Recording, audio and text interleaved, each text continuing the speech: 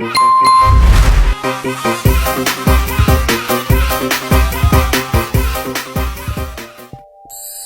देवियों का कन्या पूजन। माँ जी जल्दी आओ, ये देखो कमला ने सारा दूध गिरा दिया। भाभी आप झूठ क्यों बोल रही हो? मैंने तो दूध चूल्हे पर चढ़ाया भी नहीं, मैं तो अभी अभी कपड़े धोकर रसोई में आई हूँ। क्या कहा?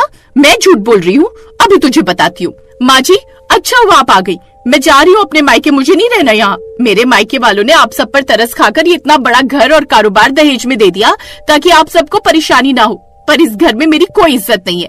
आपकी छोटी बहू कह रही है कि दूध मैंने गिरा दिया, मुझे झूठा ठहरा रही है। इतना गुस्सा मत करो बड़ी बहू, मेरे होते हुए इसकी इतनी हिम्मत हो नहीं सकती कि तुम्हारे आगे बोल जाए। रुक, मैं इसे अभी सबक सिखाती हूँ। चूल्हे की लकड़ी देना, आज ये मेरे हाथों से नहीं बचेगी। नहीं नहीं माँ जी मुझे मत मारिए, मैंने कोई गलती नहीं की, मैंने तो सिर्फ अपनी बात रखी। मैं देवी माँ की सौगंध खाकर कहती हूँ माँ जी, मैं सच बोल रही हूँ। देखा, फिर अपनी देवी माँ को बीच में ले आई। पता नहीं कौन सी मनहूस घड़ी में हमने अपने छोटे बेटे की शादी तुझसे कर दी।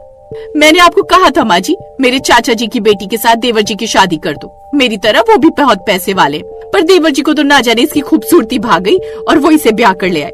खुद तो अब नौकरी के लिए देवर जी शहर चले गए हैं और इस मनहूस को यहाँ हमारे साथ बांध दिया। सही कह रही हो बहू, खैर तुम अब गुस्सा थूक दो, मैंने इसे अच्छे से सबक सिखा दिया है, आज के बाद ये तेरे आगे नहीं बोलेगी। माँ जी मेरे पैरों में बहुत दर्द हो रहा है, आज मैं घर का कोई काम नहीं कर पाऊंगी। हाँ तो क्या जरूरत पड़ी है कोई काम करने की, है तो ये कर लेगी अपने आप सारा काम, तू आराम कर बहू, जा। कमला अपने ससुराल में बहुत दुखों को झेल रही थी, उसका जीवन बहुत ही कठिनाई में गुजर रहा था। सास शोभा और जेठानी सुधा उस पर बहुत अत्याचार करती थी, कारण था कमला का गरीब होना। पर इतने अत्याचार होने के बाद भी कमला ने अपनी हिम्मत नहीं खोई थी। उसे विश्वास था कि दुर्गा माँ एक दिन उसके जीवन से सारे दुखों का अंत जरूर करेंगी। इसी विश्वास के साथ वो प्रतिदिन माँ दुर्गा की पूजा और आराधना किया करती थी। पर कमला का माँ दुर्गा की पूजा और भक्ति करना उसकी सास और जेठानी दोनों को पसंद नहीं था। वो दोनों कमला से बहुत चिढ़ती थी। कमला नियम से नवरात्रि के व्रत और कन्या पूजन कई सालों से करती आ रही थी। कमला शादी के बाद पहली बार अपने ससुराल में नवरात्रि व्रत रखने वाली थी। ये बात जेठानी को पता चल गई और वो एक योजना लेकर अपनी सास के पास आई। माँ जी मेरे पास एक रास्ता है जिससे आप हमेशा के लिए कमला से छुटकारा पा सकते हो। सुधा ने शोभा के कान में कुछ ऐसा कहा जिसे सुनकर शोभा की आंखों में क्रूरता भरी चमक आ गई। नवरात्रि पर्व आने वाले थे। इसी बीच कमला का पति रमेश कुछ दिनों के लिए गांव आया। रमेश के सामने तो दोनों सास बहू के तेवर ही बदल गए। वो दोनों कमला के साथ ऐसे प्रेम पूर्वक व्यवहार करने लगी मानो शोभा से अच्छी सास और सुधा से अच्छी जेठानी दुनिया में कोई और हो ही ना। रमेश बेटा, हम तो चाहते थे कि तू नवरात्रि पर्व पर यहाँ रहे, तेरी पत्नी का पहला नवरात्रि पर्व है, अगर तू उन दिनों यहाँ रहेगा तो उसे भी अच्छा लगेगा।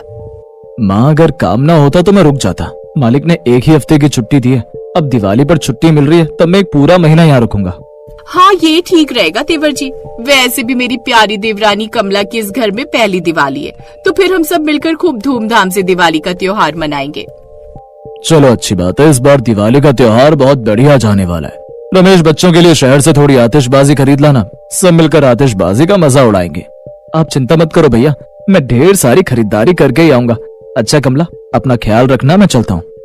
मैंने आपके साथ के लिए कुछ रोटियां बांध दी हैं, आप लेते जाइए। कमला रमेश की तरफ देखकर मुस्कुरा दी, पर उसे ये भी पता था कि रमेश के जाते ही फिर से उसकी सास और जेठानी उसके साथ पहले जैसा व्यवहार करने लगेंगी। अब रमेश तो यहाँ था नहीं, इसलिए दोनों सास बहू को मौका मिल गया कमला को इस घर और गांव से निकलवाने का। नवरात्रि व्रत प्रारंभ हुए। कमला पूरे भक्ति भाव के साथ नवरात्रि व्रत रखने लगी। माँ जी कल कन्या पूजन है, हमें गांव के सभी घरों में मना करना है कि वो अपनी कन्याओं को कमला द्वारा किए गए कन्या पूजन में ना भेजे। हमें उन्हें विश्वास दिलाना होगा कि कमला नवरात्रि पर्व का उल्लंघन कर रही है, पर हमें जो भी कार्य करना है वो बहुत सावधानी पूर्वक करना होगा ताकि गांव की औरतों को हम पर विश्वास हो जाए और वो कन्या पूजन के लिए अपनी कन्याओं को हमारे घर न भेजें। चिंता मत करो माँ जी, बस कल सुबह होने दो। कल के बाद कमला ना इस घर में रहेगी और ना इस गांव में। जहाँ तक मुझे पता है गांव वाले उसे धक्के मारकर निकाल देंगे और उसके बाद मेरे चाचा जी की लखपति बेटी बनेगी आपकी छोटी बहू। अगली सुबह कमला जल्दी उठ गई। उसने स्नान आदि करके माँ दुर्गा की पूजा आरती की और प्रसाद का भोग लगाने लगी। कमला की सास और जेठानी दोनों छुपकर उसे देख रही थी।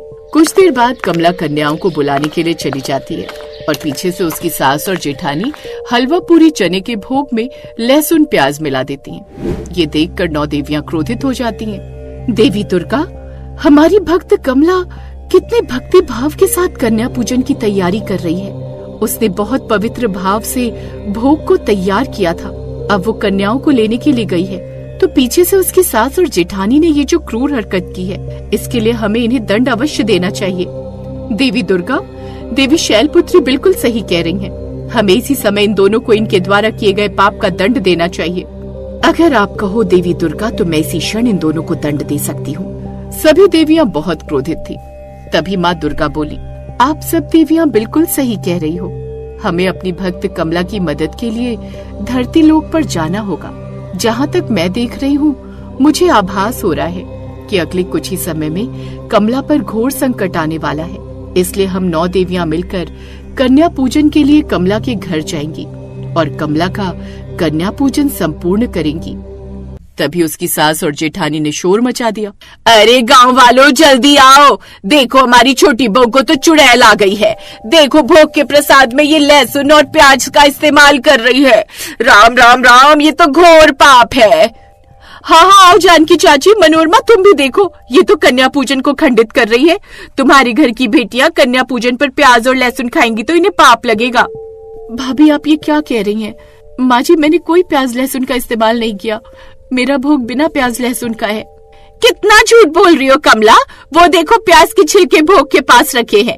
इसका मतलब प्रसाद में तुमने प्याज लहसुन डाला है। मेरी बात तो सुनो, एक बार प्रसाद देख तो लो, उसमें कुछ नहीं है। अरे हमें कुछ नहीं सुनना। चलो बच्चों, वापस अपने घर चलो। अब तुम्हें इस घर में कन्या पूजन में नहीं बैठना। कमला रोने लगी। गांव की औरतें अपनी कन्याओं को वापस ले गई। तभी कमला का पति रमेश आ जाता है। उसके साथ 9 कन्याएं थी। क्या हुआ कमला, तुम रो क्यों रही हो? आज तो कन्या पूजन का दिन है। देखो ये छोटी छोटी कन्याएं मुझे रास्ते में मिली, बोली कि इन्हें कन्या पूजन में हमारे घर आना है, इसीलिए मैं इन्हें साथ ले आया। आप अचानक, पर आप तो दिवाली पर आने वाले थे और ये छोटी छोटी कन्याएं कितनी प्यारी हैं। मैं तो सोच रही थी आज मेरा कन्या पूजन पूर्ण होगा ही नहीं। सुनिए, गांव वाले कहते हैं कि मैंने प्रसाद में प्याज लहसुन का इस्तेमाल किया है, पर मैं सच कह रही हूँ, ऐसा कुछ नहीं है। तभी 9 देवियां अपने रूप में आ जाती हैं। उनकी आंखों में क्रोध की ज्वाला दहक रही थी। नहीं रमेश, तुम्हारी माँ और भाभी दोनों कन्या पूजन में हाथ नहीं लगाएंगी। हमारी भक्त कमला के बनाए हुए भोग में इन दोनों ने लहसुन प्याज डालने का जो घोर पाप किया है, उसका दंड इन्हें अवश्य मिलेगा। नहीं नहीं, हमें क्षमा कर दो देवी माँ, हमसे भूल हो गई। हम अपने अपराध के लिए क्षमा मांगते हैं, हमें क्षमा कर दो माँ। आज कन्या पूजन का दिन है। आप 9 देवियां स्वयं कन्या पूजन के लिए मेरे घर पे आई है। अपना क्रोध त्याग कर भोग ग्रहण कीजिए देवी माँ। इन दोनों को क्षमा कर दीजिए। मैं इन दोनों की तरफ से आपसे क्षमा चाहती हूँ। देखा शोभा, तुम्हारी बहू कितनी अच्छी है। अभी भी तुम दोनों का ही भला सोच रही है। जीवन में ईर्ष्या का त्याग कर दो, बदले की भावना छोड़ दो और प्रेम भाव से रहो, तभी जीवन सफल रहेगा। वरना बुरे कर्मों का फल हमें इसी जन्म में भोगना पड़ता है। कमला की सास और जेठानी को अपनी गलती का एहसास हो चुका था। 9 देवियों की शक्ति से कमला का बनाया हुआ प्रसाद बिल्कुल शुद्ध था।